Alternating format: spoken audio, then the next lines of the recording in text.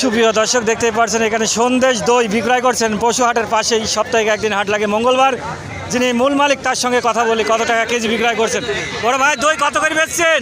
দই 1 কেজি 150 ভাই, মাত্র 150 টাকা কেজি। মাত্র 150 টাকা। আর বড় ভাইয়ের বাসা কোথায়? বাসা বগুড়া।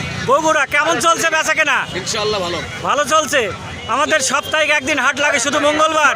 হাটটা অনেক ভালো, আপনি কি প্রত্যেক হাটে আসবেন? চেষ্টা করবো আর কি। যাক, মাশাআল্লাহ। আসলে দেখতে পাচ্ছেন, অবশ্যই আপনারা এসে দেখে শুনে যাচাই করে কিনতে পারবেন। তারা দই বিক্রয় করছে, সন্দেশ বিক্রয় করছেন। আসলে সুন্দর সুন্দর দইগুড়া, বগুড়ার দই।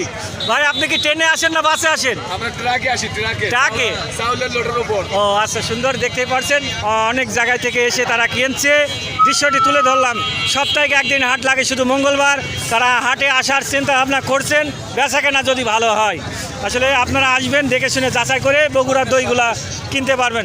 সন্দেশ কত করে কেজি বেচছেন? 240। মাত্র 240 টাকা। মানসম্মত কেমন হবে ভাই? মোটামুটি হবে ভাই। মোটামুটি হবে। আসলে সুন্দর। অবশ্যই এসে দেখে শুনে কিনতে পারবেন।